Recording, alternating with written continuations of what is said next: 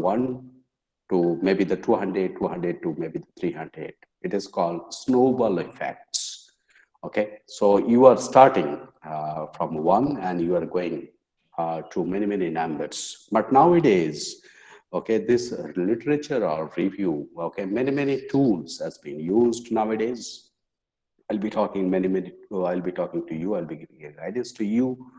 Many tools has been used. And if you go through the leading journal like the Journal of Management, okay, Journal of Business Research, you can see nowadays the trend is maximum paper based on a review of literature.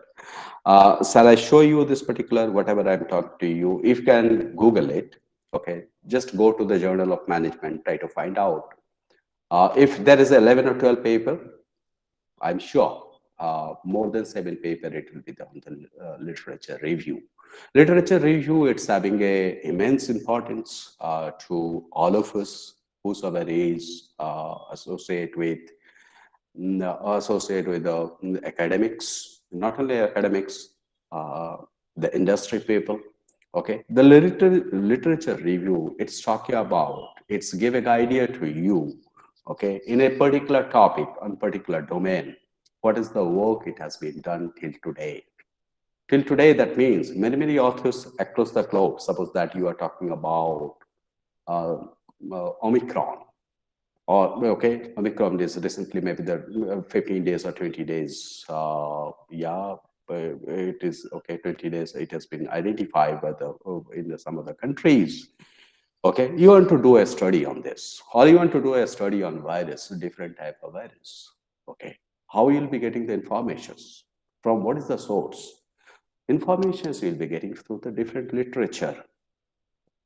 Different literature it has been, okay. So, and that is the reason the literature review, when you are doing a PhD, or you are write PhD, or you want to write a you can say you want to write a paper, research paper, okay, your conceptual framework, it is totally depend of the literature, your total literature review. So literature review generally, it is a backbone for any research.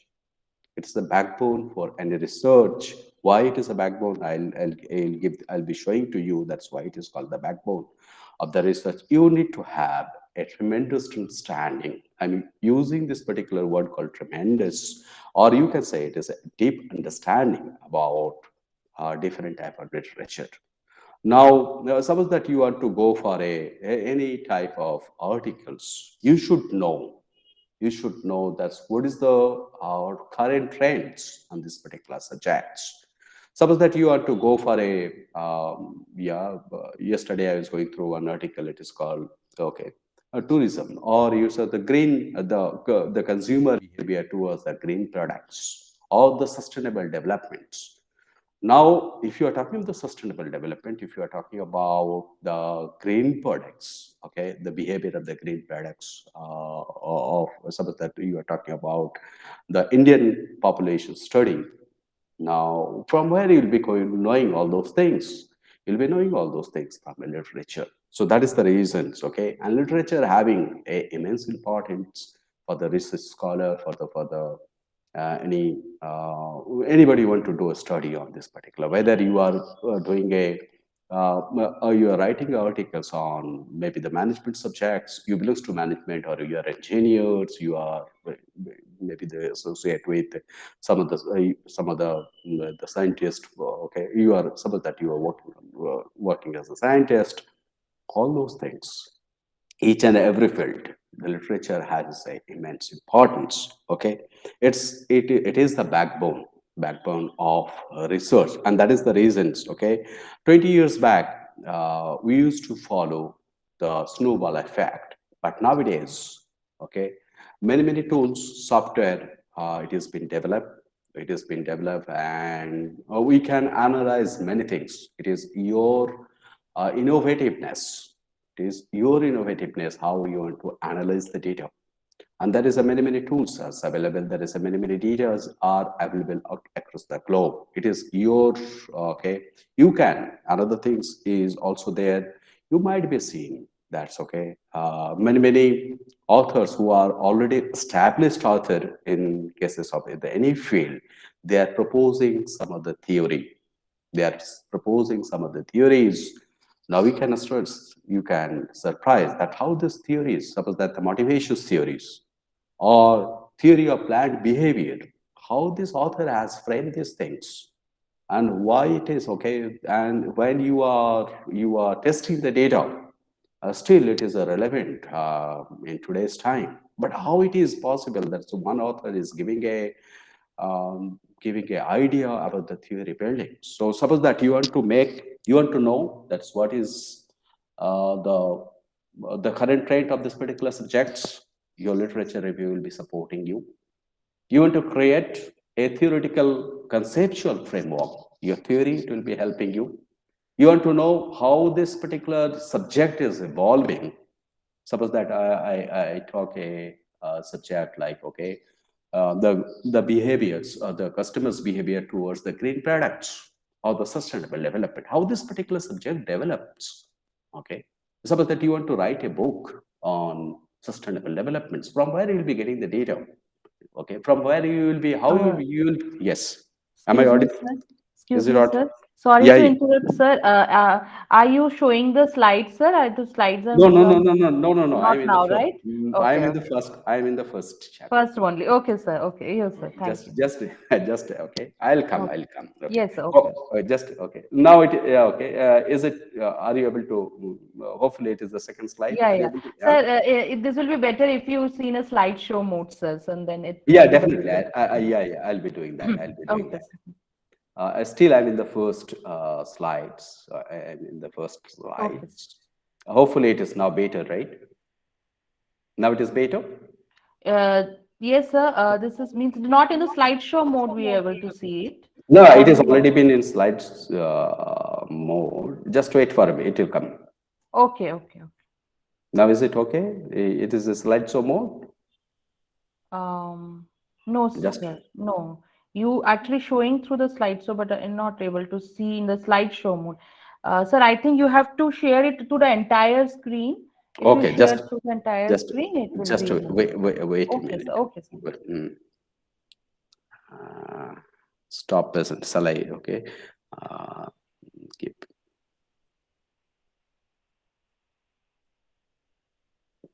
I have to. Okay. Enter screen. I have to. Okay. This is the. Entire screen. Yes, the first option was there, I think. Just give me 1 minute. Is it okay to all of you? Yes, we can see your screen, sir. If you go to the slideshow. Yes, I am. I'm putting in the slideshow mode. Now it is Yeah. okay. Yeah, yeah, yeah. Perfect, sir. Mhm. Thank you. Thank you so much for your guidance. Okay. Yes. So what I was talking to you, I'm giving you the idea why the literature review, because nobody talk about the people thought, okay, what is the literature review? I also, okay, why people talk too much of things, people, why nowadays is talking about the literature review. Okay. Why the Journal of Management is publishing 60%, 70% article based on the literature review. What is there in the literature review? Okay, so what I was talking to you, that you want to know what is the past experience, or you want to know that's what has happened. Suppose that it is 2021, you are doing a research, what has happened in the last 75 years? Possibility is there, it is through the literature review only you can nobody can. Okay, only the literature review will be giving a support, or you will be giving an idea that what has happened to this particular subject. You want to create a, suppose that you want to create a theory. You are a very seasoned player, or you having a experience maybe the 30 years, 40 years, and you want to create a theory. So that's you will be contributing to the society, you will be contributing to the management subject. How you will be creating? Only the literature review we will be guiding you to create the theory. You want to create a conceptual framework. So that's based on the conceptual framework, people will be testing this particular conceptual framework, and they'll be creating the models. And after the models, they will be testing it, and it can leads to a theory building. So all those things, how the subject develops, who are the authors, in this particular area. They have works who are having all those things is possibilities through the literature review. And that is the reasons, if you are having a strong, very strong hold, okay, on literature review, you can be a successful scholar or researcher in your field. Okay, so I'm not, because this is most probably the yesterday somebody has already talked. Okay, I am coming here. Okay, just give me, okay. Hopefully, it is visible to all of you. This particular, I'm talking about the literature review is the documentations of the comprehensive review of the published and unpublished work from the secondary sources of the data in the area of a specific interest and the researcher. Okay, it's maybe possible. Hopefully, my screen is visible to all of you. Can I get a response from all? Yeah. Yes, sir. Yes, Yes, sir. sir. Yes, sir. Okay. Visible. Now, why I'm talking, it is a published and unpublished work. Published, that means sometimes, suppose that you are a scholar, you have published articles, and it is there in the some of the database. Some of the database, some of the EBSCO, or maybe through the Web of Science, the Scopus database, it is there. People can access it. Okay, they'll be citing it. They'll be citing it. They'll be okay. They'll be trying to find out, or they'll be carrying their research based on your research paper. These possibilities are there.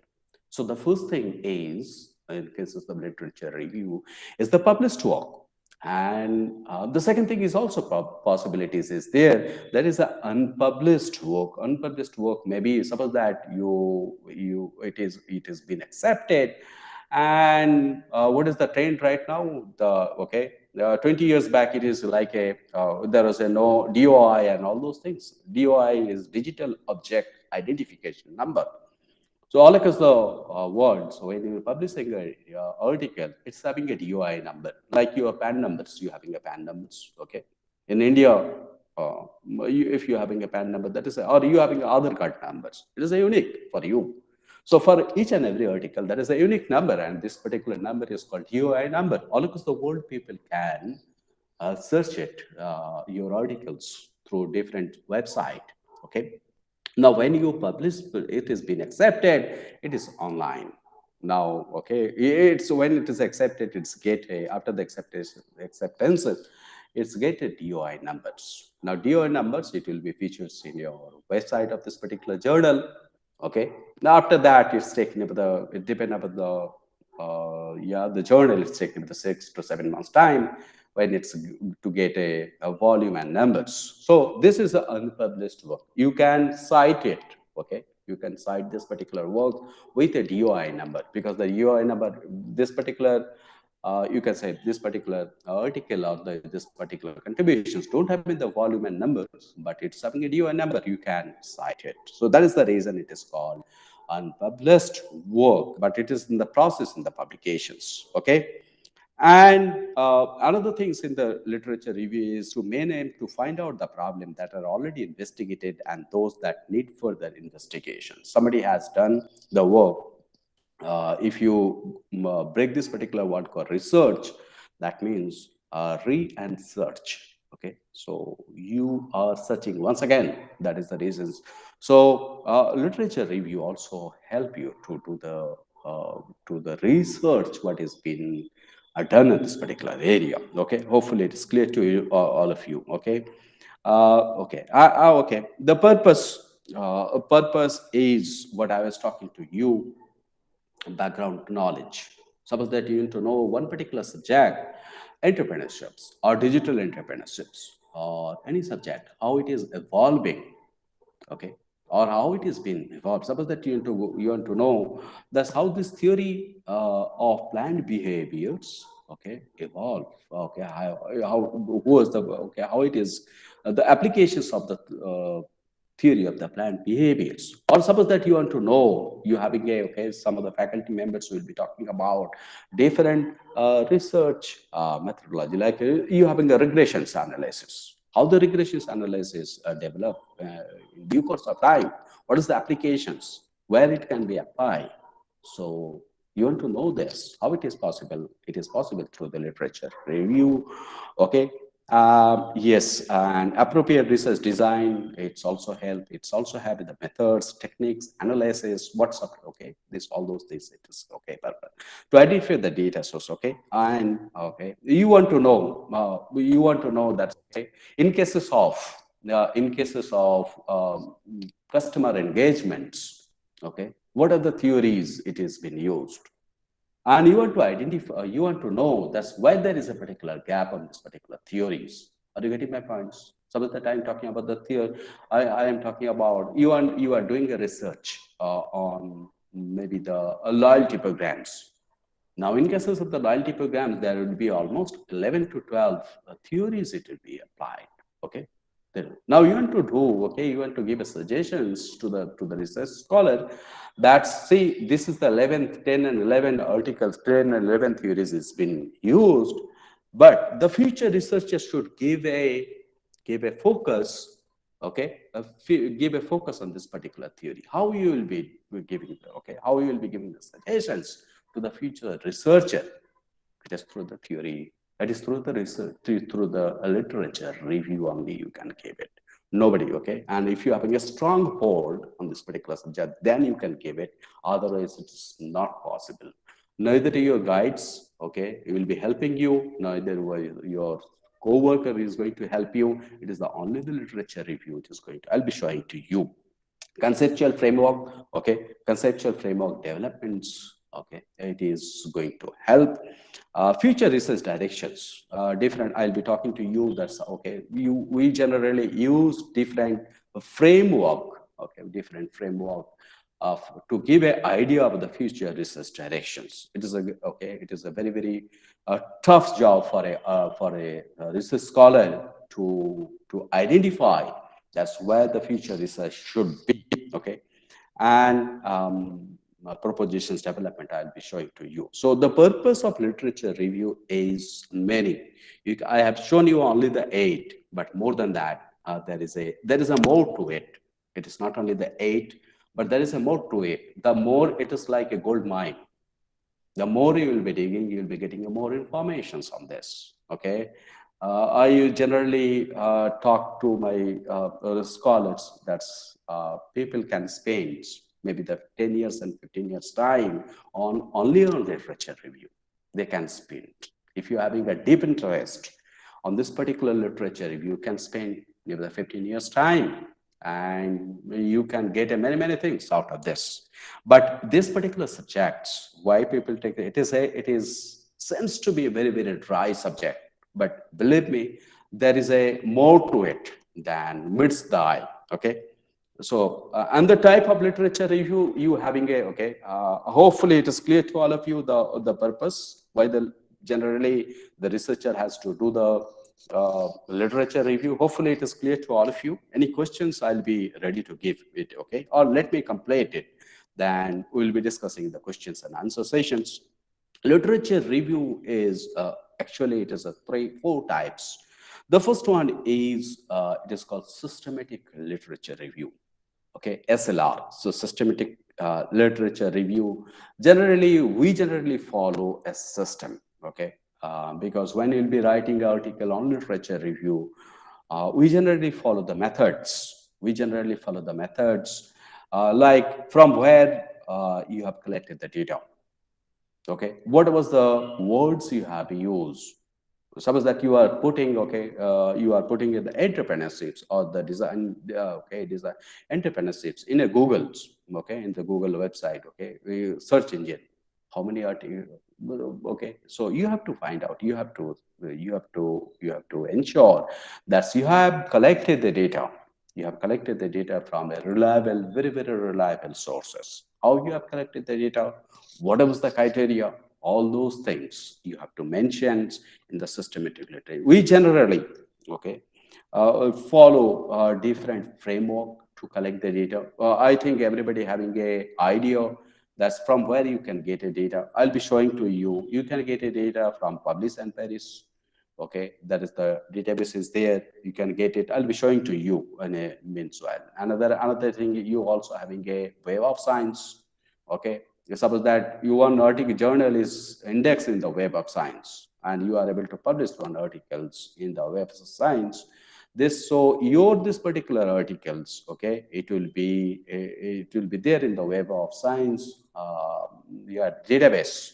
So people want to know that's what is your, okay, people want to know that's what is the abstract, what is the, okay, how many citations, then who is the author, in which particular year it has been published, what is the DOI number, what is the abstract, okay, what is the, maybe, okay, the keywords you have used, what is the methodology you have used, everything is there.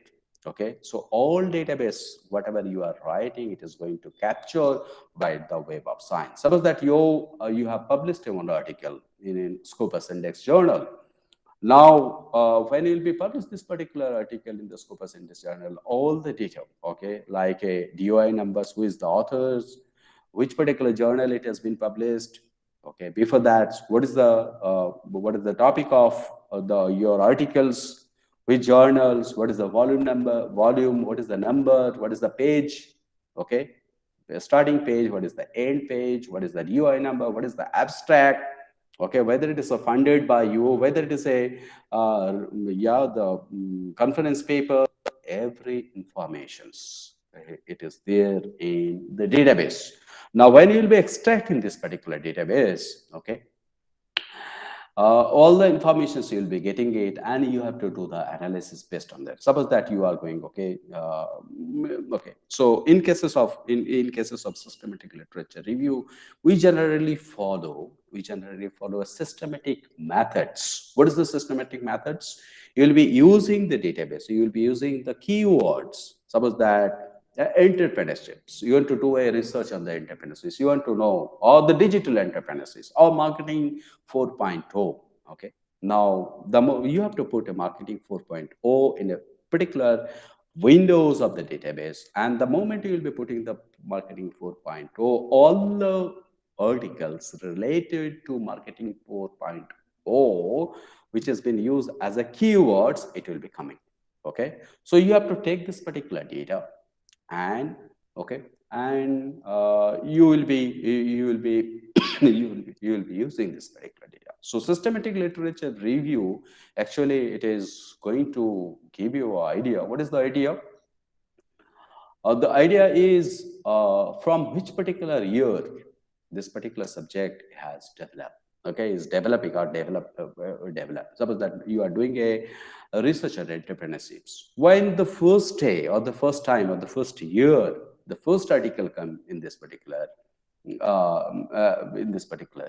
yes domain, so it is going to give you this particular idea.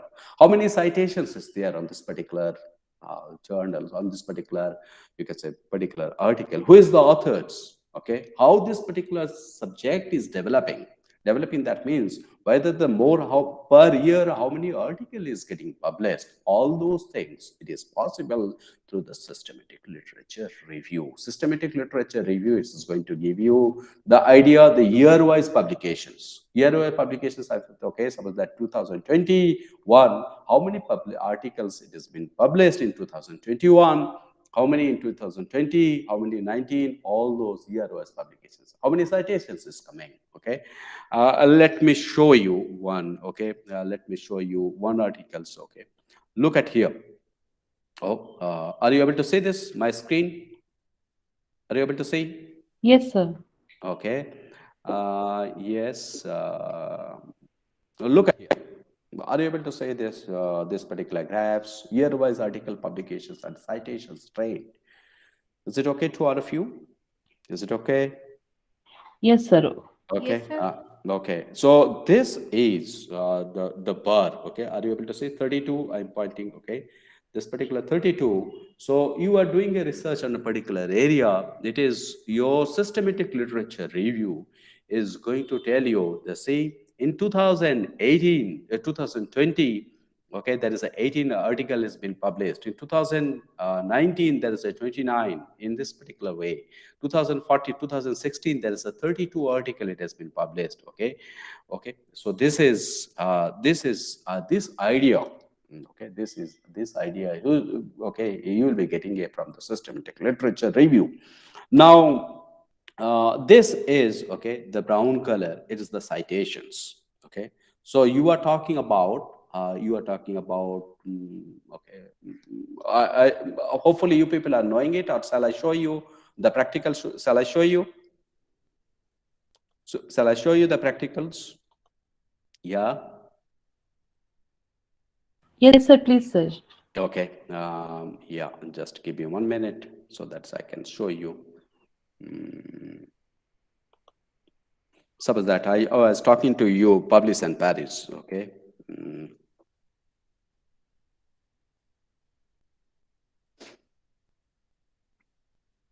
This is a, particular site where you can get a data. Hopefully my screen is visible to all of you. Yeah.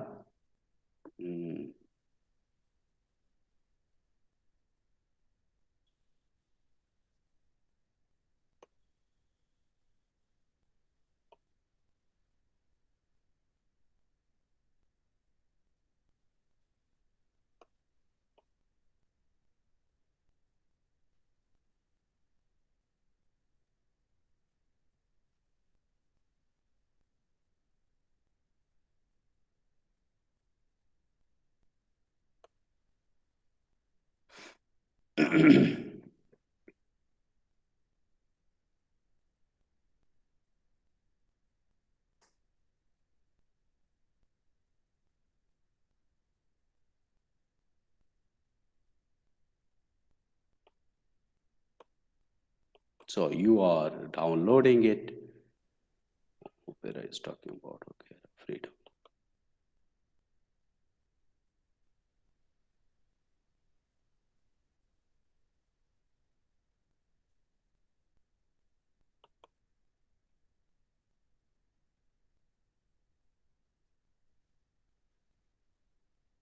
I don't have to go for Opera. Okay.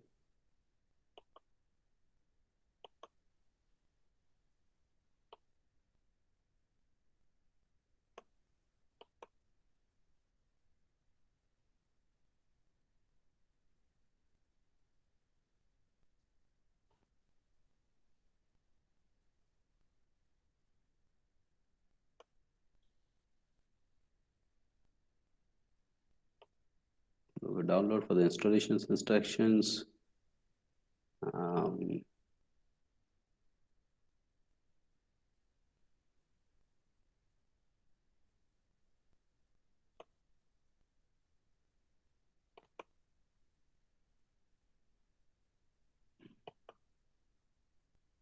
Give me 1 minute so this I can open.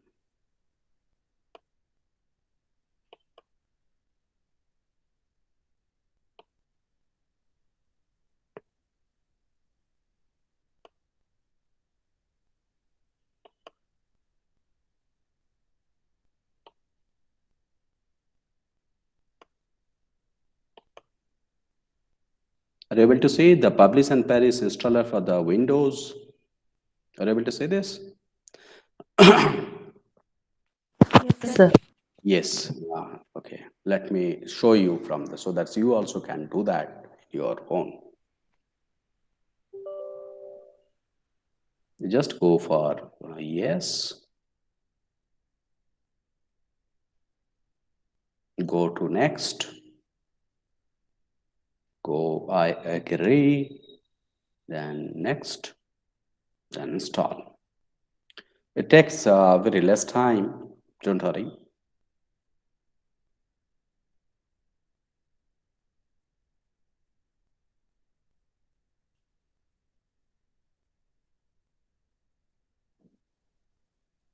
Okay, this is your window it is going to open. Are you able to see? Everyone able to see this? Yes, sir. Okay. Now, suppose that, okay, you want to go for, now this is a, this is a, okay, you are going for, okay, I put it, the keywords. Are you able to see these keywords? Look at here.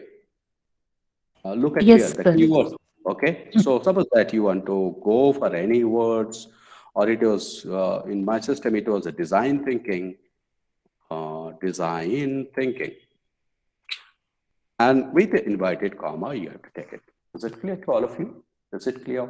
So design thinking within an inverted comma. Okay, then you go for here in the right hand side, you having a search. Is it okay? Search options. Look at here, what is going to happen. Okay, okay, it is talking about the wave of science. Okay, just a minute.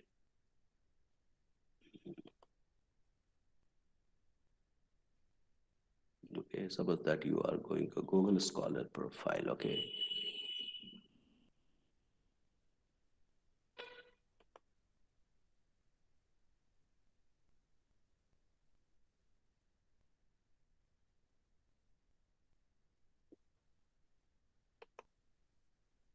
are you able to say this?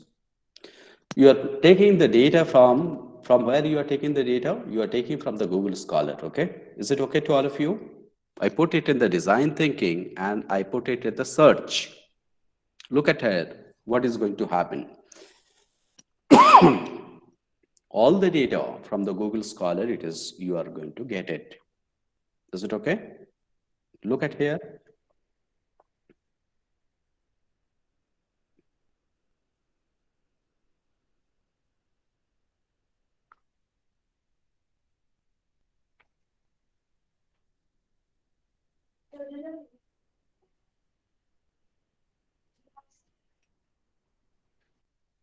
There is a 520, 30, 40 articles. It has been downloaded.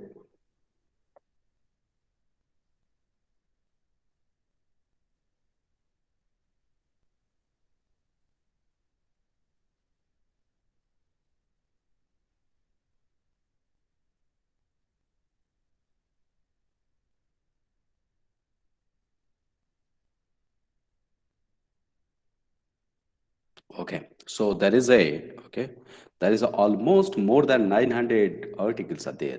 Okay, so it has been now. Is it clear to all of you how I have downloaded the articles? Is it clear? Yes, sir. It's clear, sir. Sir, Okay. can you share the link also, sir, where you download this particular edition? Yes, yes, yes. Can you share? It is you can Google it. It is open source. It is Okay. open source. You put it the publish and perish. Publish and perish. Okay. Yeah. So what you are doing, look at here, everybody, select all. So you have selected all the articles. Is it okay? Then, okay, save the result.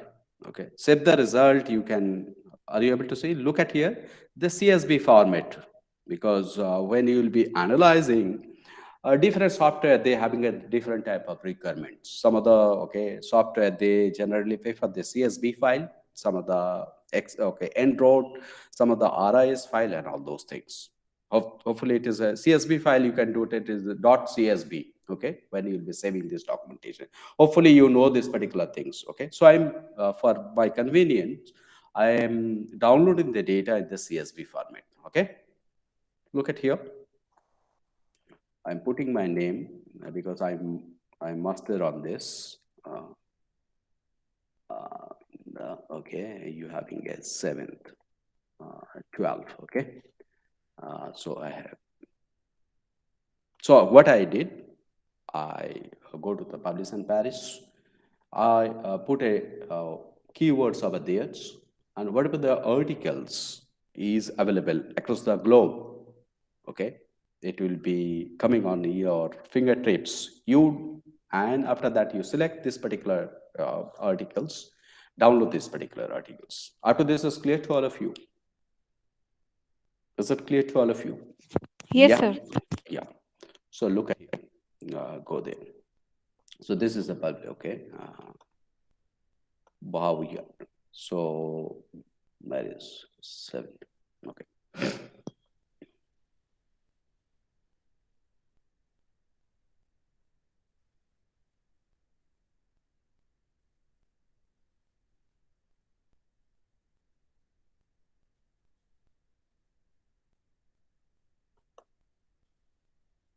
So this is your informations. Okay, what is the informations? Look at here, everyone. This is called the citations, number of times. Okay, this particular article has been cited by the different peoples. Are you getting my point? 6094 times it has been cited.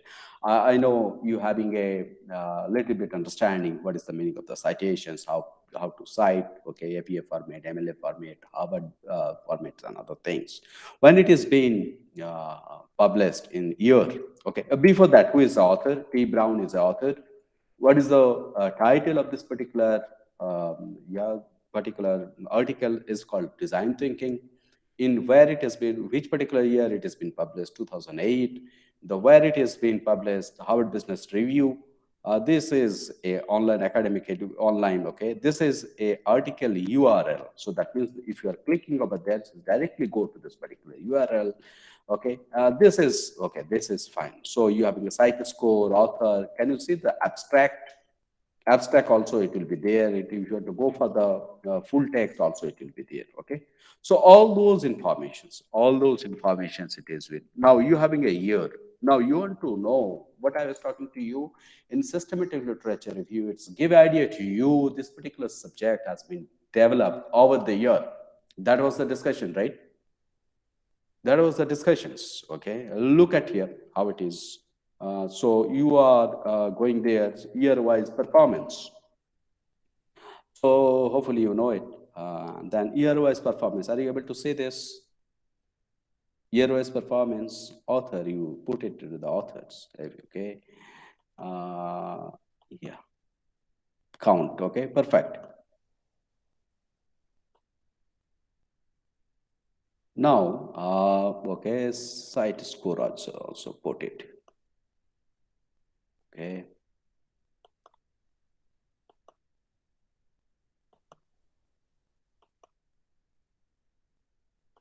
Is it okay to all of you?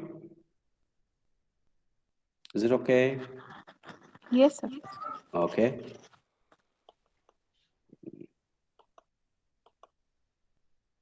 Now, okay. So in 2087, there is a dismissed citations. Now, how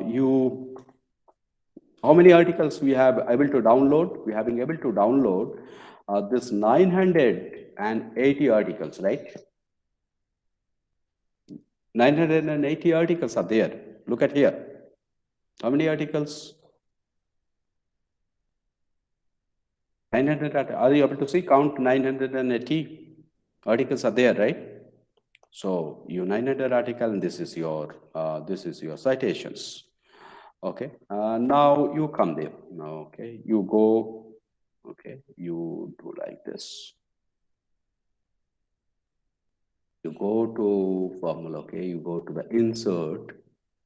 You can go to. Okay. You can go like this.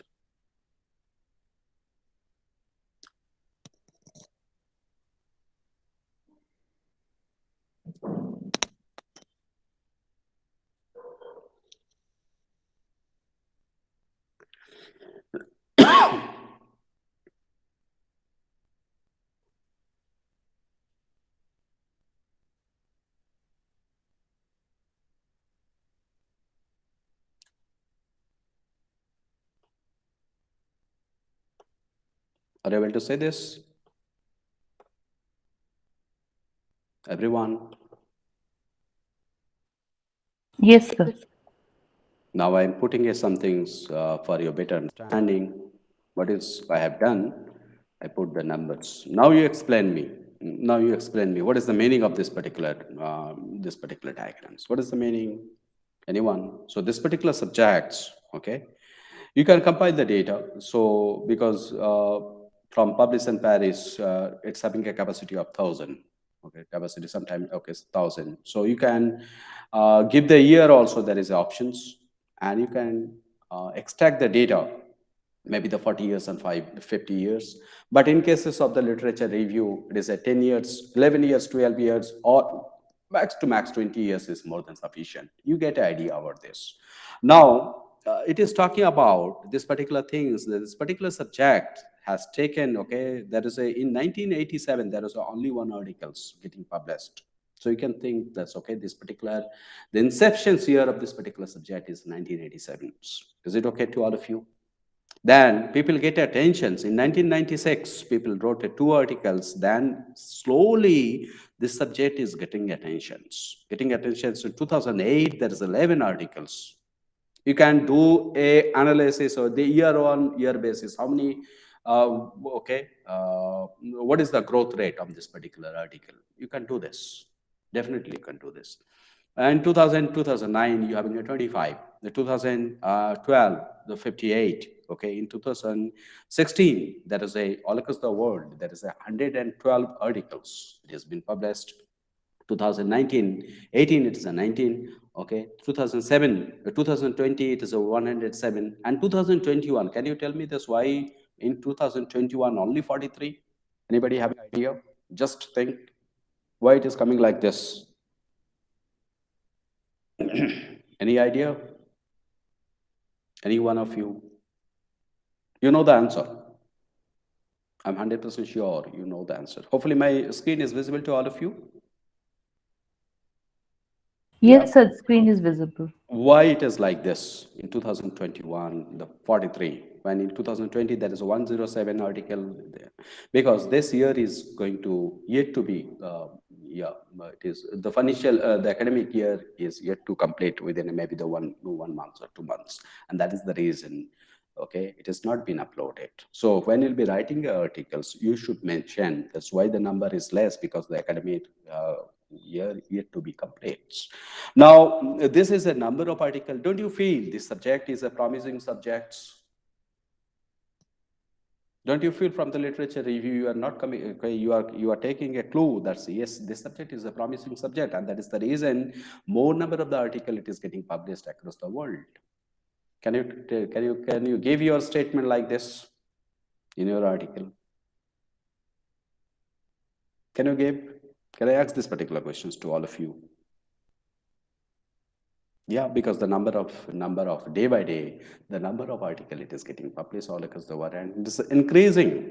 Okay, it is increasing. Look at here how you can add a trend line. Okay, look at the trend line. Okay, look at the trend line, how it is.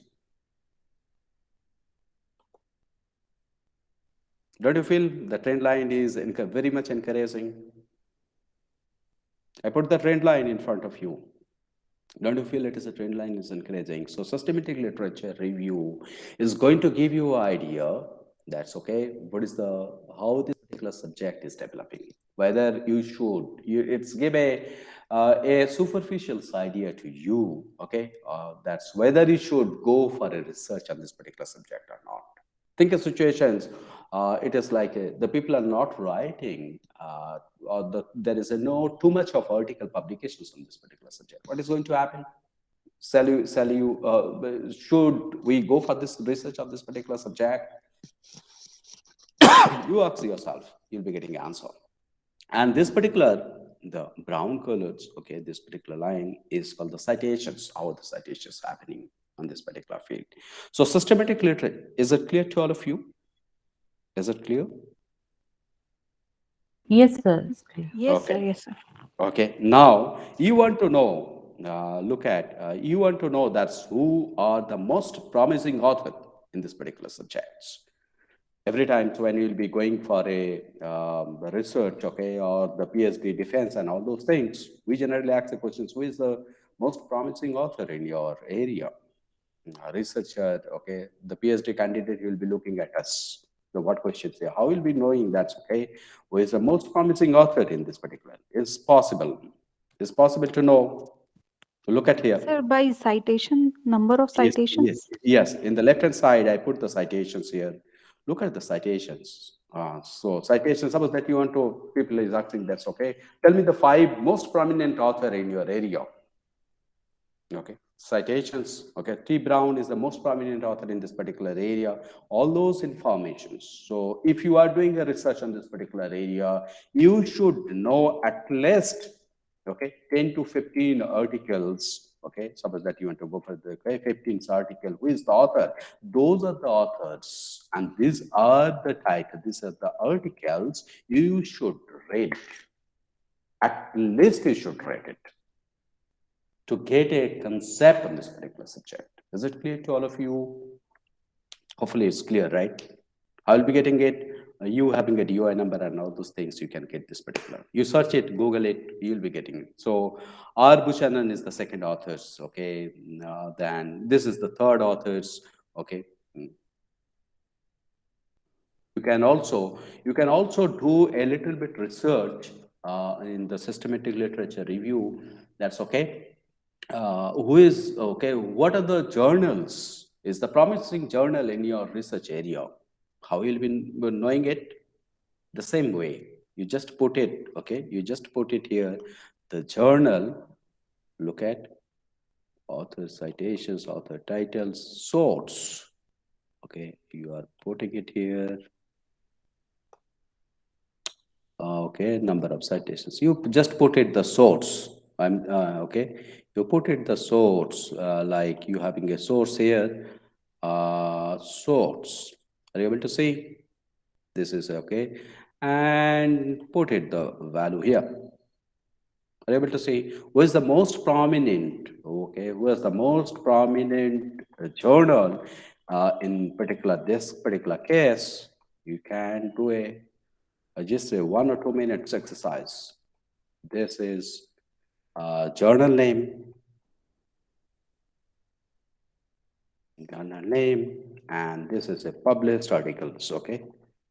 Published article, okay? So, article, or S, articles, okay? So, you can do a simple things. You can do a simple things. You don't it, okay, let's just smaller. So, are you able to say this? What is your idea? What informations you are getting it? What informations you are getting it?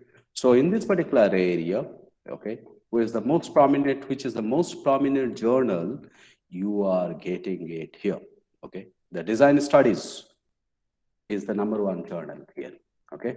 Is it okay to all of you? Yes, Is sir. it okay? Sir, a Okay. blank on the top of that design studies, blank is written. It means that a name of that journal is not clear. Blank, okay? I'll So show does you. it means that means that number 144 is written there? In front of that blank is written. It means the name of the journal is not clear. Or Yes, what yes, does yes. it means? Yeah. It is not. Yeah, perfect. You are perfect. See here, you can. Are you able to see this? Yes, sir. Blank spaces are there. So I'll explain to you. The source, okay? What is the source is talking about? The Harvard Business Review, okay? These are issues. This is, this is a journal, right? Okay? In cases of the Journal of Engineering, it is a journal. Now, but what happened here? I'll show you why it is 144. Look at here, okay? Exactly 144 it will come. Are you able to see? Because those are the things. Look at here, 144 is it coming? Are you able to see here? Count 144. Are you able to say this?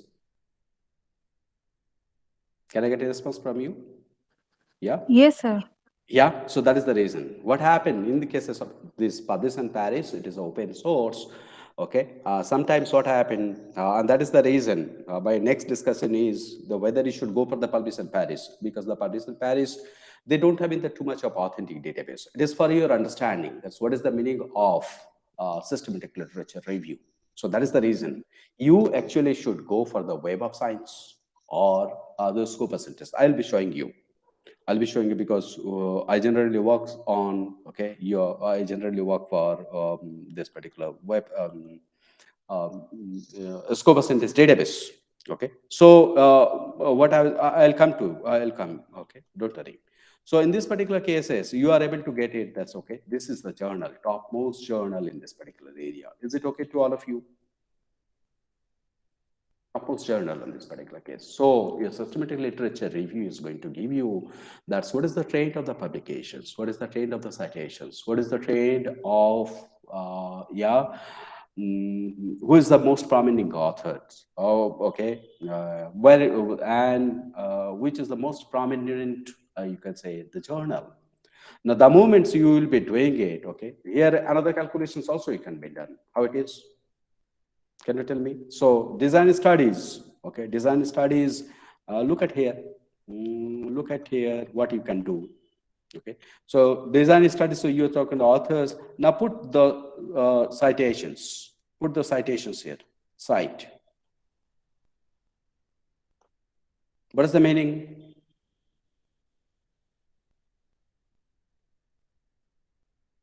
Look at here. What you can do is special small analysis.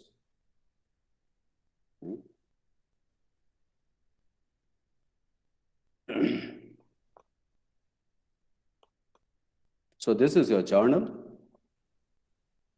name. Okay, this is a published article, number of publications. Okay, number of publications. Okay, number of citations. Is it? And number of citations. Is it okay to all of you? Is it Yes, okay? yes. Okay, look at here Yes, what sir. you can do here. Okay, number of publications. Suppose that you are going for the largest to smallest. Okay, blank 144, as you mentioned. Once again, it is coming 144. Okay. Now, okay, what is the meaning? This particular journal, look at here. What is the analysis? Design studies over the years, it has been published. How many articles on this particular subject? 21. Is it okay to all of you? Yes, sir. 21 article. What is the citations? Number of citations this particular journal got? 4,494. 4,494. Look at here what you can do. So you are telling, that's okay. Okay. You are just dividing it to this particular number. Is it okay?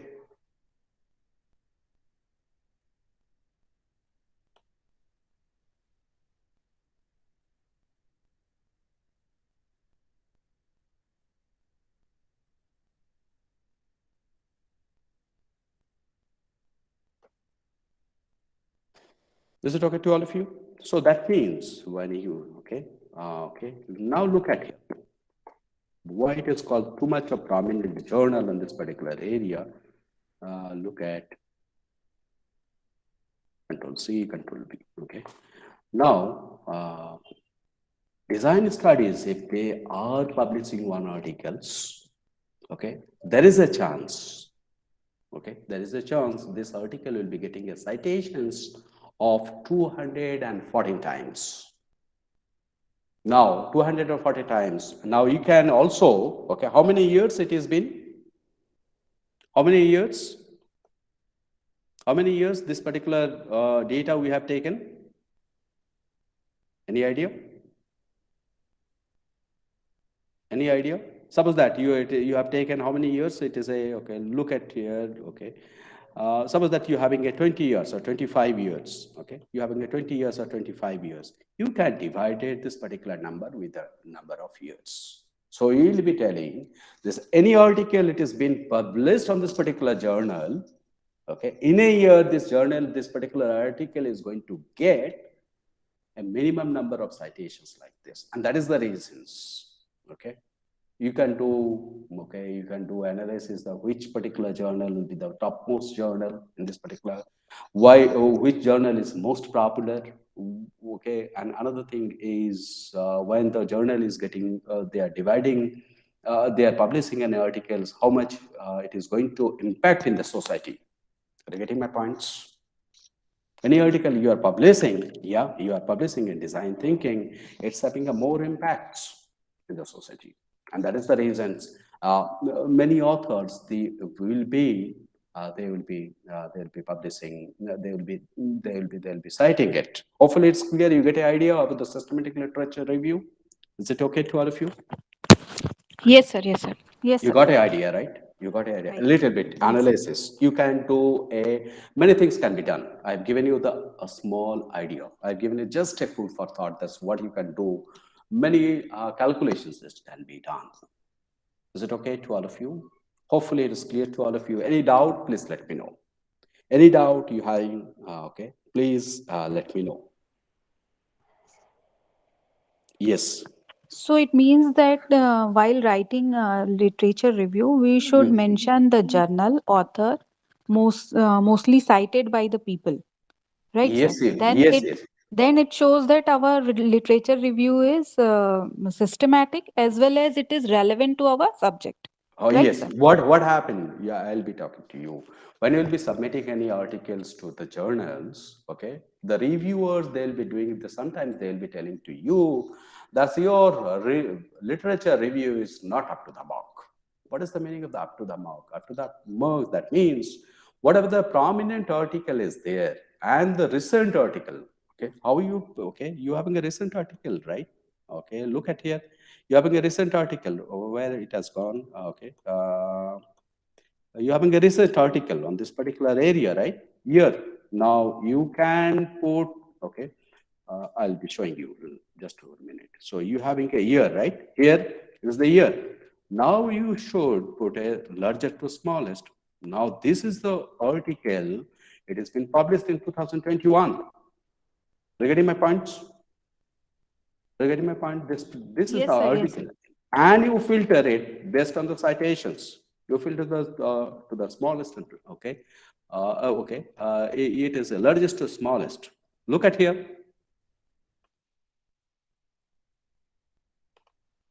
Okay. So when you are citing, okay, when you are citing an article of 2021, you should cite this particular article first. You should definitely cite this particular article because this article is having the citations of 41. People are use that and it's having some materials. If you are not citing this particular articles, the reviewer, they'll be saying, okay, your literature review is not up to the marks. Try to understand another things. We believe that whatever the article 2021 article is based on the previous year's publications. We believe that it has been, everybody believe that. So if it is a published in suppose that 2021, it is an advanced study of some of the studies which has been published in the previous years. So you should, okay, that is the things. So you always should give this reference of this. If you are giving a reference of this particular 21, nobody is going to talk to, nobody, no reviewer is going to touch your articles. But what is generally we, yes, what generally we Uh, do? I'm interrupting, sir. Sorry. Oh, you having a So, time in time, yeah, okay, yes, okay, sir. So okay. it's time to conclude. And I would, means I'm asking the participant over here, please, if you have any query, just ask right now. I talked today only the systematic literature review. It is called the SLR. Okay, it generally take 3 days time to describe. 3 days time. Yes, you have listened it properly. 3 days time to uh, to me to describe what is literature review. Okay, there is a many things. I've just given started this particular topic called SLR, systematic literature review. You're also having a bibliometric literature review. You're also having a meta-analysis. You're also having a content analysis. Okay, I'll just close it with a with this particular with this particular idea. That's in the bibliometric analysis, you will be able to look at here because I don't have the time. So somebody to do a works. I'll take, madam, with your permissions, can I take 5 minutes? Yes, sir. Yes. Okay, so with this particular thing, so you will be able to understand the clustering. Are you able to see different cluster is there? Different cluster, different color is talking about the different cluster. So it will be giving you idea that what is the theme and sub-theme. Okay, now another things I should talk to you when you will be giving the future research directions on this particular, okay, how this, okay, look at here, how over the years, look at this particular table, over the years the subject has developed. Okay, this is, it is called dynamic co-citations analysis. Okay, you also will be able to find out in cases of the bibliometric analysis, that's which are the countries, look at here, most likely it will be there. Can you see the number of countries is working on to this particular subjects? You will be able to find out this United States 106, Iran 34, India 26 is possible to identify this, which is the prominent country working towards this particular subject. Anna, yeah, but in cases of literature review, your future directions, or the research agenda play a very, very important role. Okay, and that is the reason when you are talking about, are you able to see this research agenda? Your article should have. You can write an article on research literature review, and that is the reasons I was talking. Many articles, 60–70% article is coming from the good journal on the literature review. Research agenda, it's just talking about the TCCM framework. Are you able to see this? I'm highlighting it. It is called TCCM. It is called theories. Okay, you will be able to find out that's what are the theories it has been used and where there is a need for the research. Then the context is called the antecedents. You have the characteristic, what is the characteristic, and the methodology. Suppose that you are doing a research on design thinking, it will be easy for you. You should do a research on this like this. Okay, look at here. Characteristic. Okay, I'm not going to. Okay, are you able to see this screen? Case study methods. Okay, all those methods it has been explained here. So when you'll be explaining those things, okay, when you'll be explaining those things, you'll be getting an idea the whether future research has to be done. So we generally follow the TCCM. Okay, it is called theory, which is the theory it has been used where there is a requirement. Okay, where there is a requirement of the theories, theory development. Then you also having a theory, the context, that means antecedents, you the lever where the okay, and the characteristic and the methodologies. Then you will be able to create, and another thing it is called the text mining. With the help of the text mining, you'll be able to identify that's what are the factor is responsible for this particular subject. Then you will be able to create. Look at here. Okay, look at here. This particular things, total, are you able to see? KMO value Bartlett test, your another faculty member might be will be talking to it. Your total variance explain, okay, you will be able to explain it. So it is this particular data, it will be coming through the literature review. So that's what I was talking. Literature review is not a simple literature review, or the more mathematical calculations you can put it.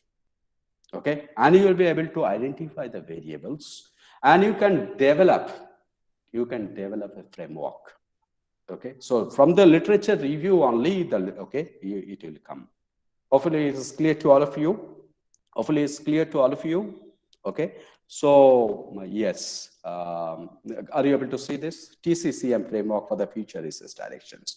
But when you'll be writing a literature review article, okay, it should you should give a more thrust to the future research. And future research, we generally follow the TCCM framework: theory, content, characteristic, and the methodology. So you'll be analyzing the all articles based on this particular, where there is a requirement. And there is another framework also which you generally use. This is called ADO framework: antecedent, decision, characteristic, and the outcome. And you will be able to formulate a framework, a conceptual framework. And from the conceptual framework, you can develop a theory in due course of time. It's generally 3 articles it's required to develop a theory. Hopefully you get an idea of this. Okay, this subject is vast. Believe me, the subject is very vast. Okay, creating a theories, creating a conceptual framework, creating a model from this. Okay, all you just look at all the people who are having who has given the theory, they have done this way. Ma'am, I am done. Okay, thank you so much, everyone. Thank you very much, sir. And really, it was a very nice presentation and hands-on, sir. We able to know many insight of the research methodology, sir. Thank you so much, especially about the systematic work and systematic research methodology here. Thank you so much, sir. Any questions, participants, you have, you can ask me. Okay. Sir, this was very interactive session. First of all, I would like to thank you. But at the same time, sir, ये बहुत सारा मेरे अंदर और जानकारी इकट्ठा करने का इच्छा है. But थोड़ा सा आपकी और क्लासेस होंगी क्या सर आगे इसमें, इस पूरे 5 days workshop में?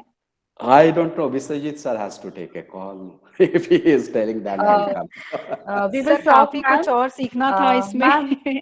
Ma'am, Swati ma'am, we will talk about this through the sir, and of course, if there is a slot open, we will definitely call sir for the next Ma'am, You, shall we get this PPT presentation. from sir? It's totally about it's just request to the sir that if he make it available, of course we will give you this definitely, presentation. I'll be sharing. I'll be sharing it. Okay, I'll be thank Yeah, you sharing. very thank much, you. sir. Thank you very much. Thank you for your encouraged responses. If any requirement is there, please get back to me. My mail ID is I have mentioned here. Okay, I have mentioned here. If you want to do anything on the literature review, please get back to me. I'll be very happy Please, to yes, help please you. everyone take the screenshot of this particular screen and have the email ID along with you. And you can contact sir anytime if you need any kind of help and if you want any answer of any query. Thank you, sir. I have to move to the another Yes, please, speaker, sir. please, Thank you so please, much, sir. Yeah. please. Thank you, everyone. So now our Yes. next speaker is Dr. Shumona Bhattacharya, and about Shumona Bhattacharya, I would like to add Dr. Shumona Bhattacharya is working as assistant professor in Department of Commerce and Financial Studies of Atal Bihari Vajpayee Vishwavidyalaya, Bilaspur, Chhattisgarh. Prior to that, she was worked as assistant professor in Department of Commerce, DP Vipra College, Bilaspur. She holds a PhD in Commerce from Pandit Ravi Shankar Shukla University, Raipur, Master of Commerce, and Bachelor's from CMDPG College, affiliated to Guru Ghasidas University, Bilaspur. Her research interest areas are rural development, environmental studies for green energy finance. She has published numerous numbers of papers and edited book chapter in national and international level. Today, she will be speaking on the topic of the social science, which is technique of sampling in social science research. So I would like to welcome Dr. Shumana Bhattacharya in this podium for the particular. Thank you, ma'am. Thank you so much for a brief introduction and giving me an opportunity to speak in this platform. First of all, I would like to know, am I audible properly to the forum? Yes, ma'am, you are properly audible, ma'am. Okay, so I did need to share my PPT, Yeah. and I'll start it right now.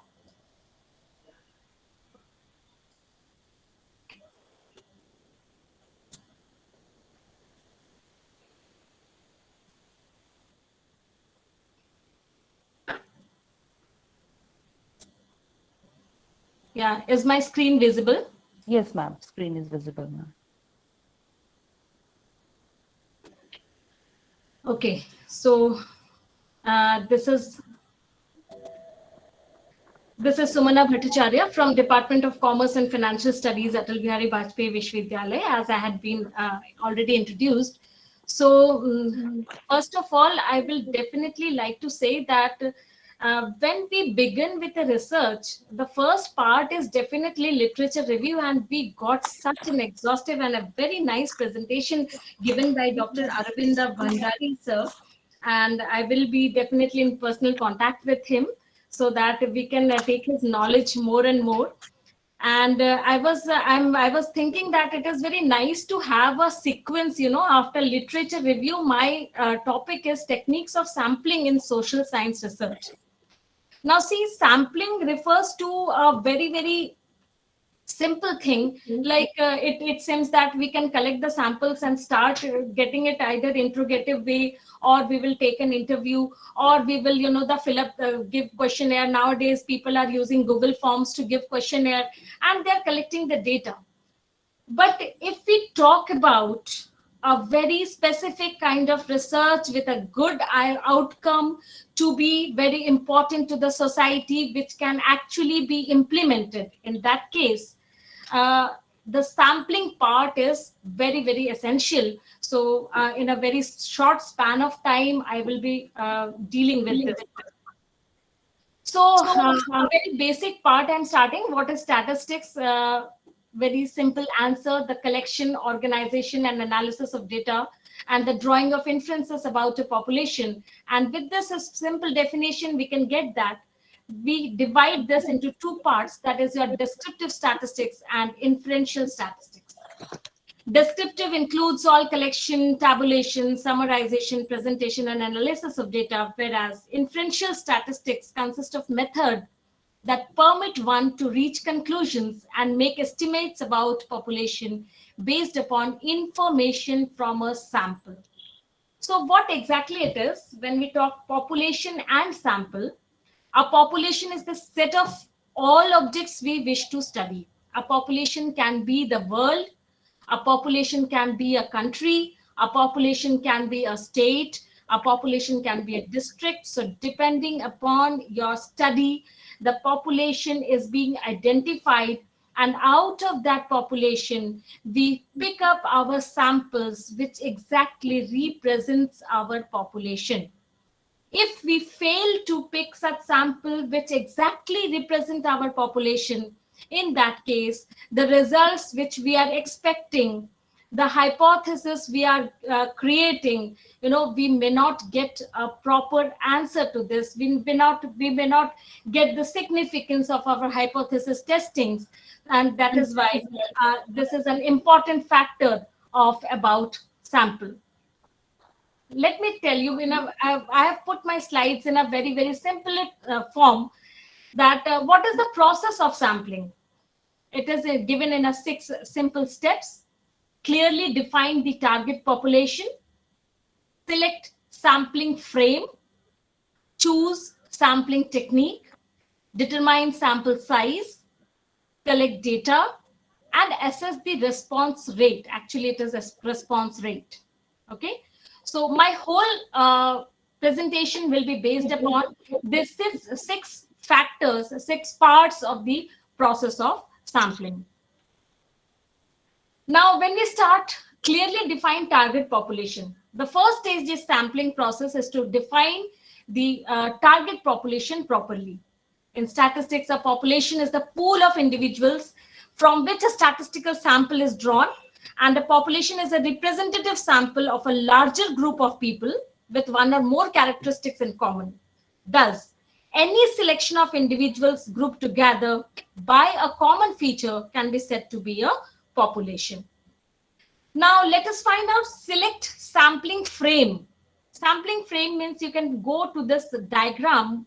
See this target population. This may be a target population. Let me take an example right now. Say you want to make a study about employee satisfaction of the workers in a, say, milk producing unit. Okay, so milk producing unit, when you say this, employee satisfaction of workers in a milk producing unit. So this milk producing unit can be in n numbers in all over India. Then it can be in a many huge numbers in a particular state.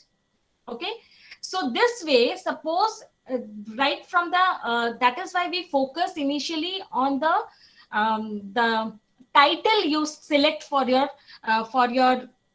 research work. Why? Because most of the time it is insisted that in the title of your research work only you mention your jurisdiction. Your jurisdiction specifies the population. If you mention it, like if I say the same thing, that I want to study about the employee satisfaction working in a milk producing unit with reference to the cases of Chhattisgarh. So what you did, you specified that your study will be limited to Chhattisgarh. So your population, exactly, you framed a population, target population is where? In the Chhattisgarh state of India. We are nothing to concern with Gujarat and not concerned to any other state of India. Okay. Now, when we talk about Chhattisgarh also, we are having so many number of districts. So again, we create a sampling frame. Now, suppose in Chhattisgarh also, you would like to make your study concentrated to, say, Bilaspur, Raipur, Raigad district. Okay, Korba district. So 4 districts you created. This is actually sample frame. Now, out of this sample frame, when you collect 10 specific units from each district, that becomes your sample. Okay, so not only the target population, but the sampling frame is also equally important to understand the collection of sample process. Okay, then comes sampling techniques. Now, when we mean to sampling techniques, there are two types of techniques: probability sampling and non-probability sampling. Okay, so probability means sampling, you understand, like when you have certain kind of probability of many things, of say significance, also probability of errors, also so many things are included into probability sampling, as well as non-probability. Let us focus into the types. First, I will be talking about simple and stratified random sampling. These are probability samplings. Now, simple random sampling, I try to show through this diagram, which has been collected from Google Images itself. So this is simple random sampling. You can see that out of many samples, randomly you selected and you started your studies. Now, this kind of sampling is possible if you are having if you know that your population is almost having similar characteristics, then only this kind of random sampling is recommended.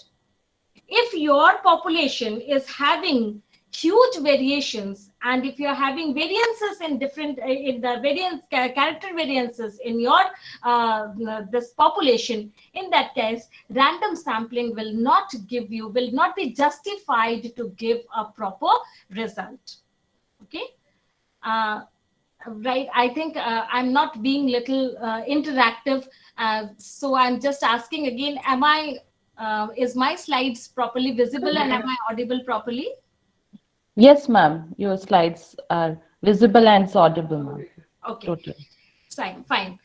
So the second part is a stratified sampling. Now, in stratified sampling, what exactly we do? Suppose we have certain similar characteristics. See here, I have represented with blue, green, and pink and red. So if you have, if you can make few similar characteristics among your population, and you collect one randomly, you select one out of them.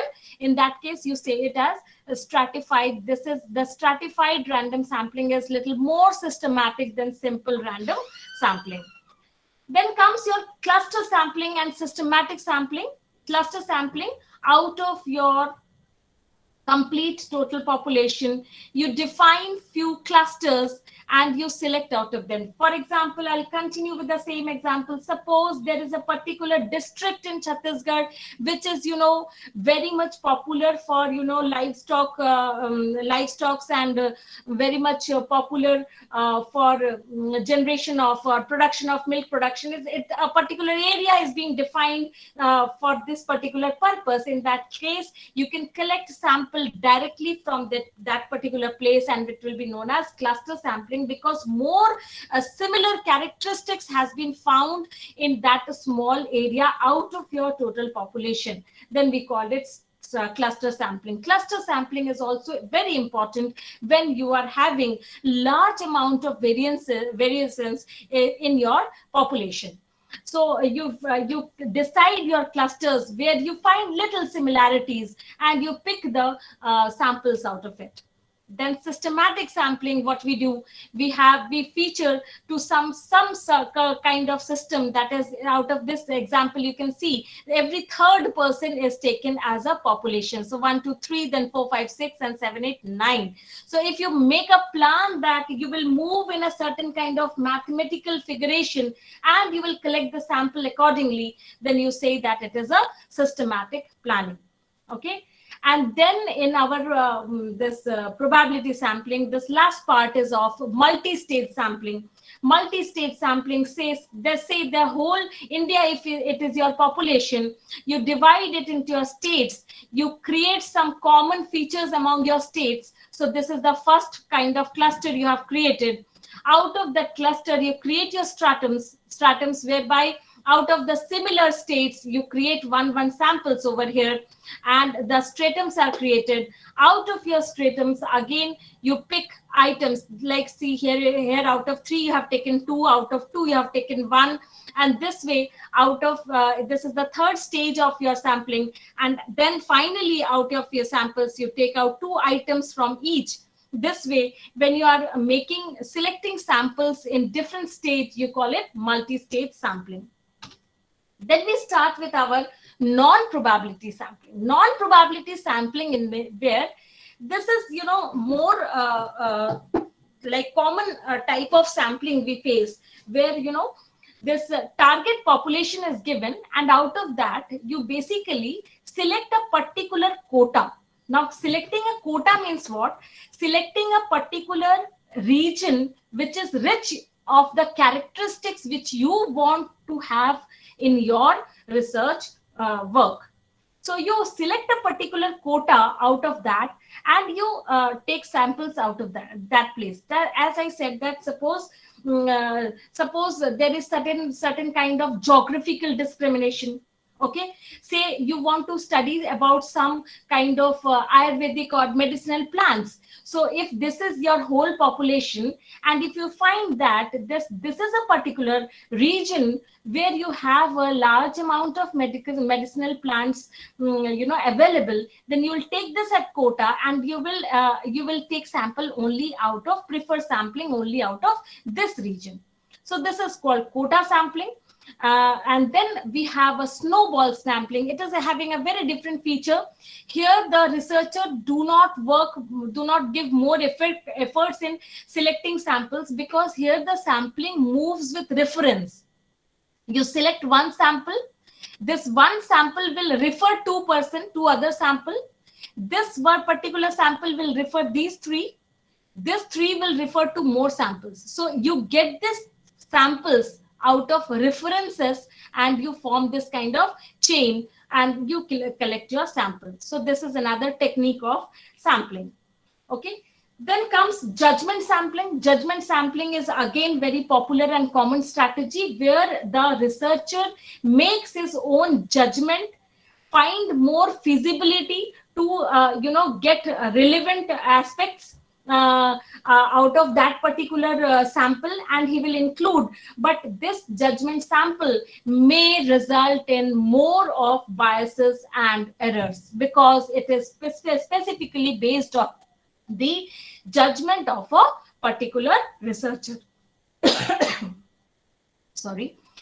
Then comes your convenience sampling. Most of the time the researcher would do this, will find out the area which is more convenient and accessible to the researcher, will take this kind of sampling, where you can reach easily, where the roadways are good, where the samples are easily accessible. Then you will select those areas and you will take your samples. You are not taking this sample just because of the reason of your convenience. Okay, so this is again a non-probability type of sampling. Now you can take, or you can it is on the basis of researcher that you select your own technique, on the basis of, there is nobody would give you a suggestion that you specifically go for this particular type of technique of sampling. Nobody will force you to do that. But you have to, as a researcher, you have to take a decision that which particular technique will make your study or make your sample free of biases and errors. That is very important. Okay, and in order to generalize from a random sample and avoid sampling errors or biases, a random sample needs to be of adequate size.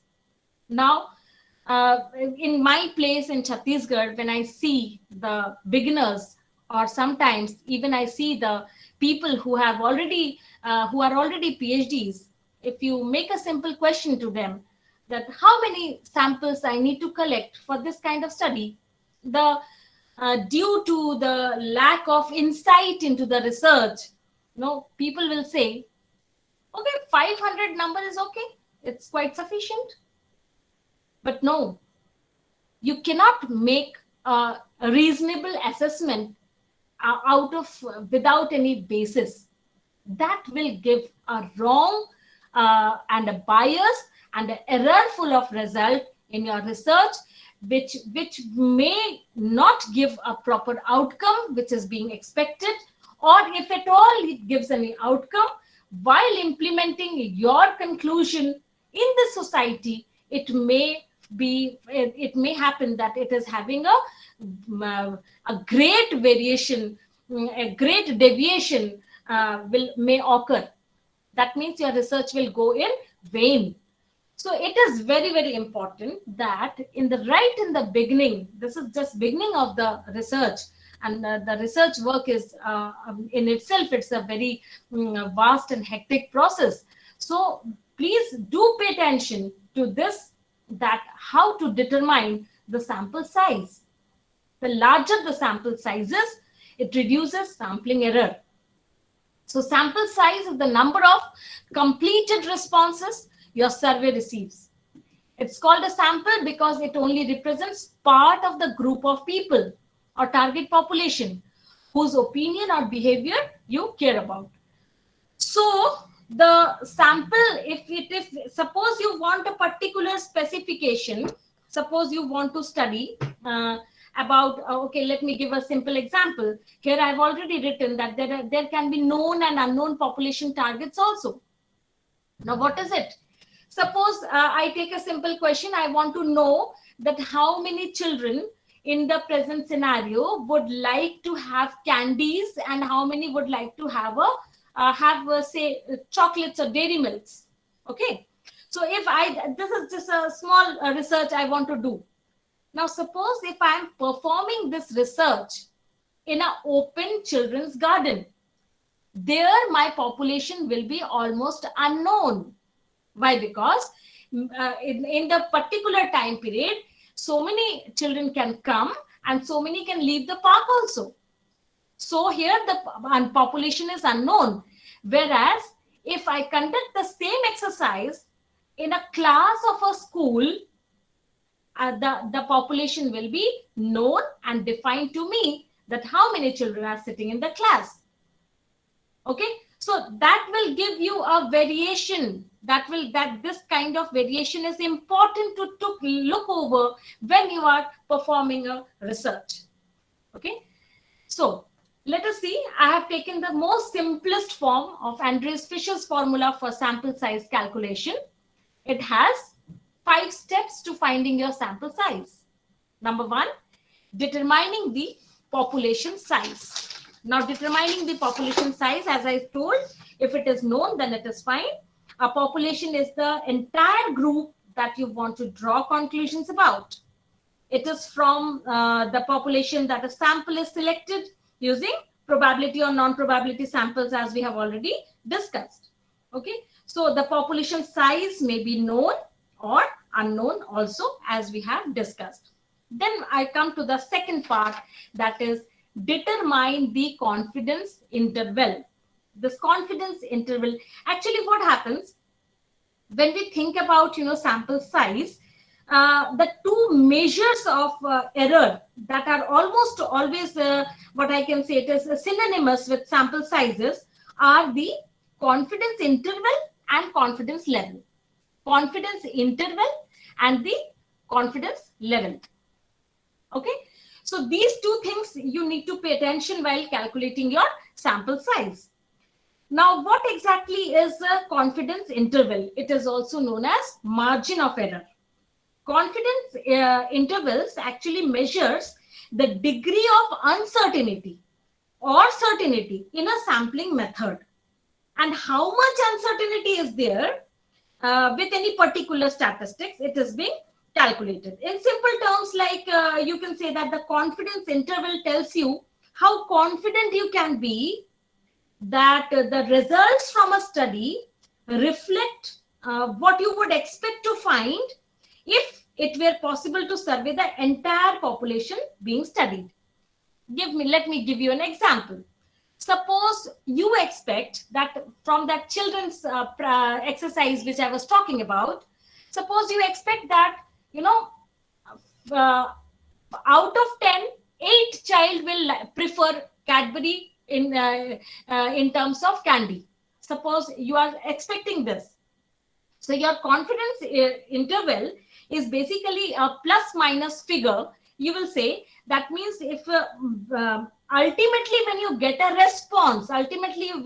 response, you will find that if the particular exercise is repeated maximum number of time, you will get the result in a particular interval only. Say if it is 7, that means between a figure of say 5 to 10, every time you will get the result near to 7.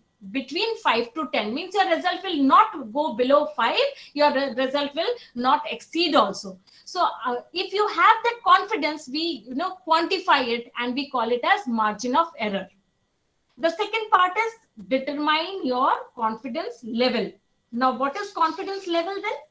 Confidence level refers to the percentage of probability or certainty that if you repeat your exercise 90, suppose your confidence level is 99%, so 99% times you will get the similar kind of result. Okay. Then the third is determine the standard deviation. The standard deviation is deviation from the mean.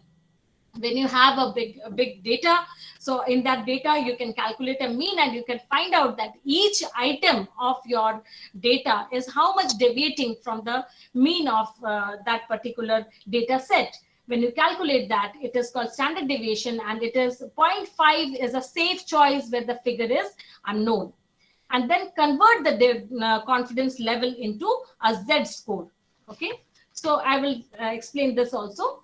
See, when I was explaining this confidence in interval, a margin of error indicates how much you are willing your sample mean to differ from your population mean. Okay, that it is often expressed along statistics as a plus minus figure. Okay, now for example, I have taken here, say you take a sample proportion of your colleagues with a designated 3% of margin of error and find that 65% of your office uses same brand of laptop at home. If you were asked to entire office, you would be sure that in reality as low as 62 and as high as 68 might use the same brand of laptop at home. That means the margin of error is 3%. Your first answer is 65%. That this result you are getting out of sample. If you inquire the whole office, then also your result will be within 62 and 68 only. That is considering of margin of error. Okay. Am I able to clarify the thing? Yes, ma'am. Yes, ma'am. Clear. Okay. Next is your confidence level reveals how certain you can be that the true proportion of total population would pick an answer within a particular range. The most common confidence levels are 90%, 95%, 99%, like that. And the confidence level corresponds to something called a Z score. A Z score is a value that indicates the placement of your raw score, that is meaning the percentage of your confidence level. So you get a ready-made table prepared as Z score. You can convert the score of your percentage into score. And if you are using a different confidence interval, use this score table to find the correct value of your calculation. Now, finding your ideal sample size. Now you have this formula in front of you. Okay, one for the known population proportion and one for the unknown population. And you can see that the formula is Z square into P into 1 minus P upon E square whole divided by 1 plus Z square into P into 1 minus P E square N. This is for known population, where N is your population size, Z score, margin of error, and standard deviation. Okay. Similarly, if the population is unknown, if you are not having this N part, then you can use only this formula to calculate your sample size. Okay. So this is a small question I would like to produce in front of you all. If you are interested to solve, can I give 2 minutes time to solve this? You can use this formula also. If you want, I can step back for this formula. This is the formula, and this is the question I've given to solve. Find out the sample size of respondents in an office of 500 people with a 95% confidence level, standard deviation of 0.5 and plus minus 5% margin of error. So I'll give you 2 minutes time because you can use calculators, and please tell me what should be the sample size if the population is 500 people.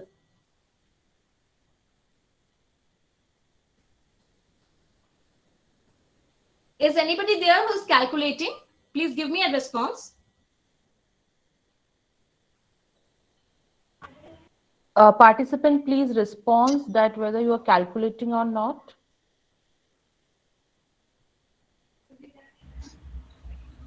Yes, ma'am, we are trying, ma'am. Okay, fine.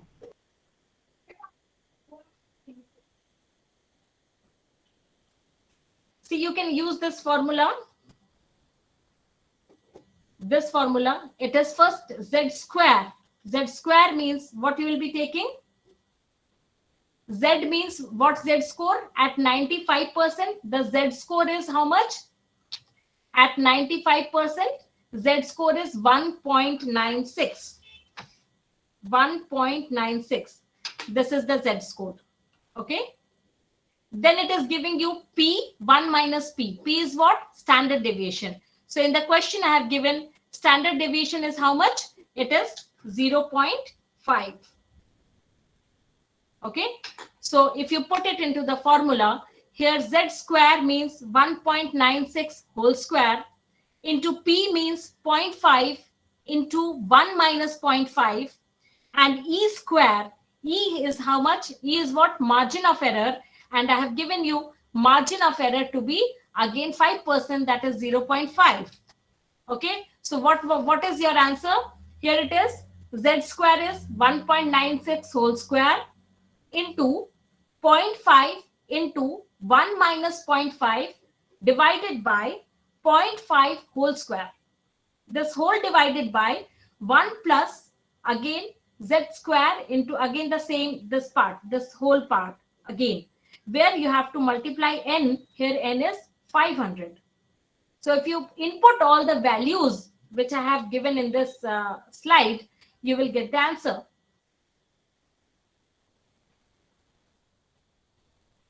Anybody who has reached a little of this solution? Ma'am, from where we got this 1.96, ma'am? 1.96, that is the Z score. As I told you, there's a ready-made table of Z score. Z score are the most common confidence level. This is the Z score. See, at 95%, Z score is 1.96. Okay. Okay. Yeah. Thank you. It is a part of statistical table.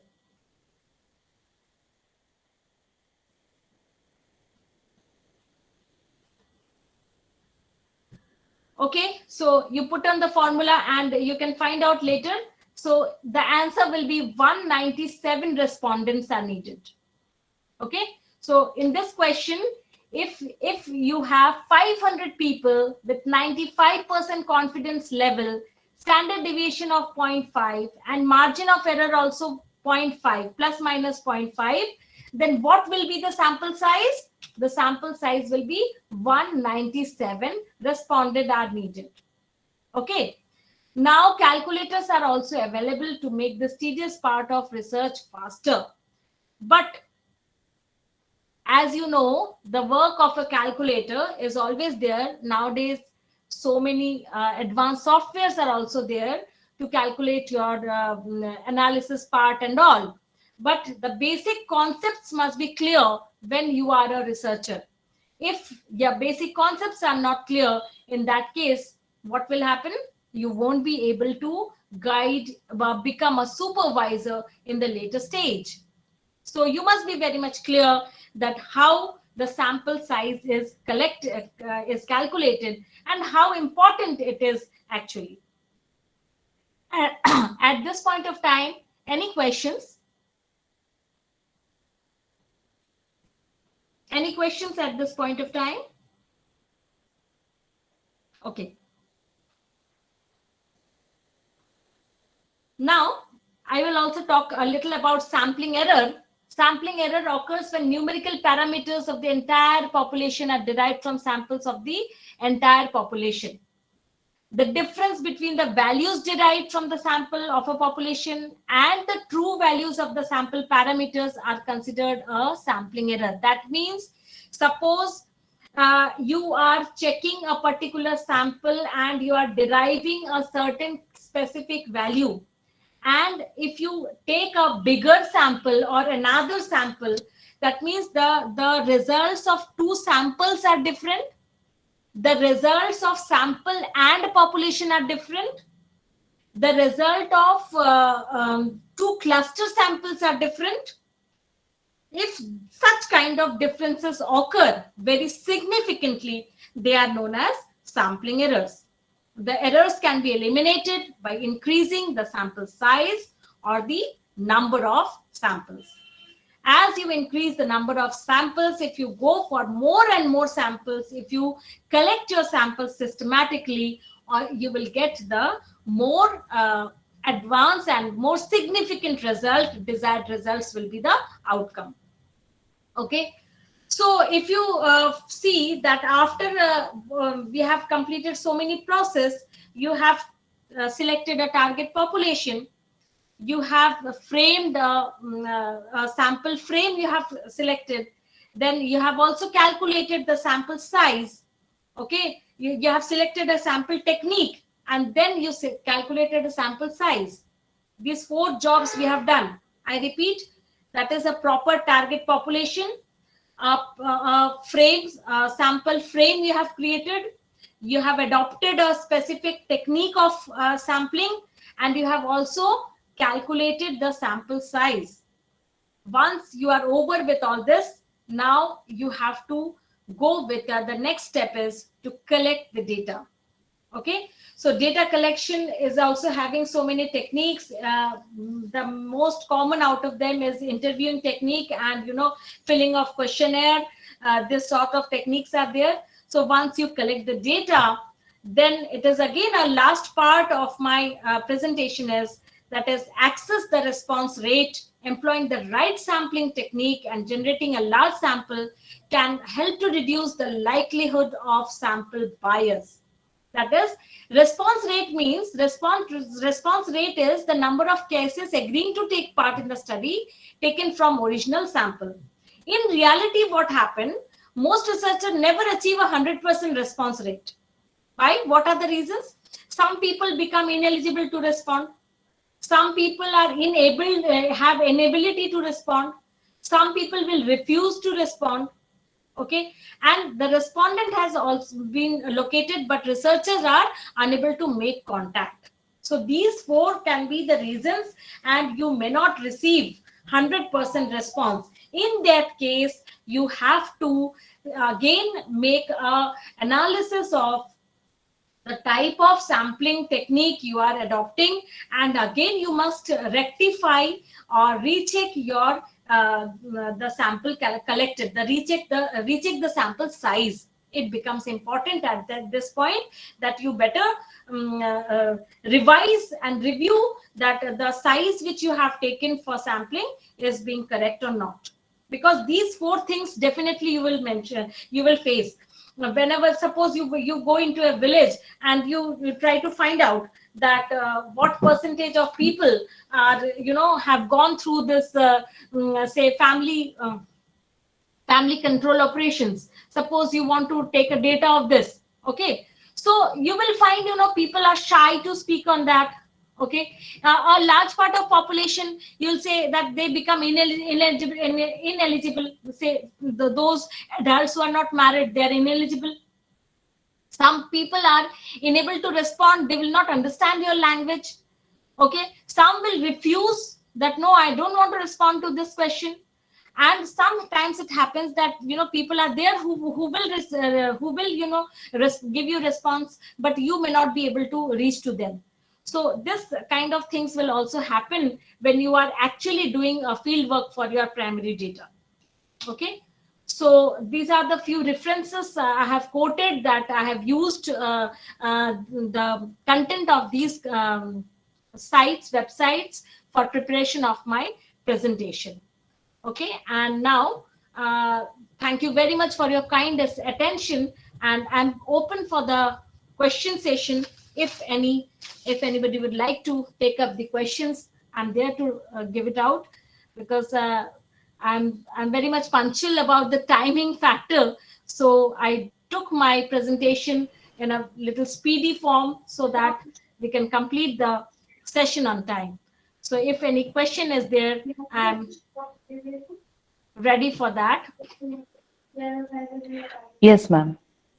If any question is from somebody, please you can raise the hand and can ask through the chat box also, and can ask directly, please.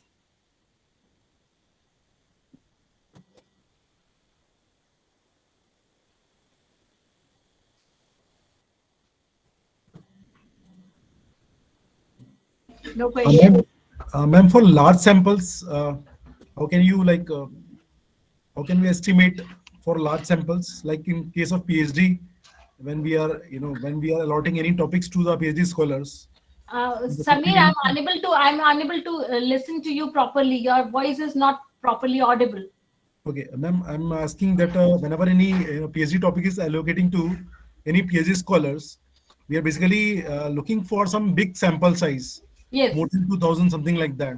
So how can we estimate that 2000 even for this PhD thesis or Yes. Yes. yeah, because See, some that is what I tried to explain earlier in my early words, that if you go and ask some of your supervisor that I'm going with this particular data, I'm going with the particular this kind of work. So how much sample I will take? So randomly people will say, give you suggestions. Go for 500, go for 2000. So that is a very wrong form of assessment of your sample. This sample size.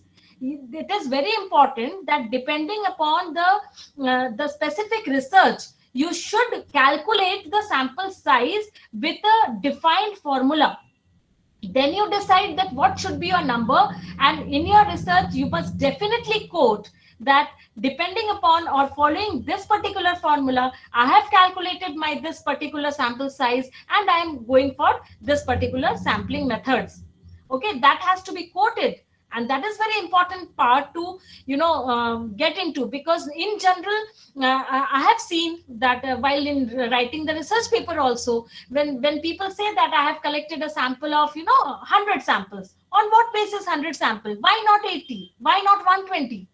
This is a very serious consideration, because that has a wide impact on your result, right? So do not go with this impression that more sample means 2000, 4000, 5000. No, that is that number cannot be. You have to justify that number. Why this number? Why 2000? Why not 2500? So that is why it is very important that you, while taking care of, while conducting your sample survey, you must quote that why this particular sample size you have chosen and what is its basis. I think I could answer you, Mr. Samir. yes, ma'am. Yes. That Fisher's formula can work, ma'am. Will work, no? Yes, I give a Fisher's formula, but there are other formulas also available. And nowadays, software are also available which give you the sample size. But my motive was that to focus on the importance of calculation of this sample size. Okay. Thank you, ma'am. Yes. Any more question? If you have any more question, you can definitely connect me. And I have my phone number also. I've given my mail ID also. So if you have any questions, you can definitely connect me. Okay. Yeah, thank you so much, Dr. Shumana Bhattacharya, ma'am. And this was really a nice and informative discussions from you, ma'am. And thank you so much for gracing your findings and work along with us and sharing along with us, ma'am.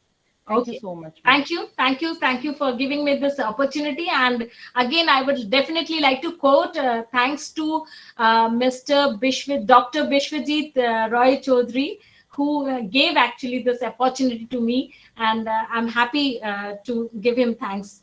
Okay. Yes, ma'am. Okay. Yes. Thank you. Thank you Really, so much. Surely I will convey it, ma'am. Yeah. Thank you so much, ma'am, for this. Okay. So may I leave the session, madam? Yes, ma'am. Yes, ma'am. Yes. Okay. Thank you. Along with this, I would like to thank Dr. Aurobindo Bhandari also for taking out time from his work schedule and gave us the opportunity to know more about the research methodology. Thank you so much, Dr. Aurobindo Bhandari. And Thank you, madam. Thank you. thank you, sir. And thanks to all the participants for the cooperation and patience.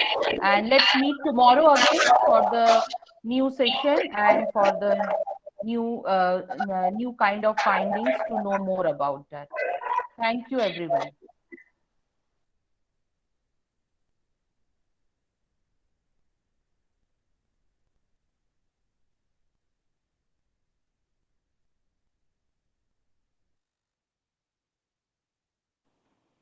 Hello, ma'am, am I audible?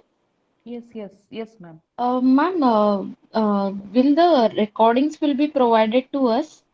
It will be very helpful to us. Okay, let me just connect to my institute, then I will inform them about this. Okay, Okay, to sure, provide ma'am. the Thank you so recording much. tomorrow. Okay, Tomorrow maybe the another people will be here in the podium. So let me okay, ask one more time to them and will request them also to provide this one. okay. Thank you so much, ma'am. Okay. Yeah. Thank you.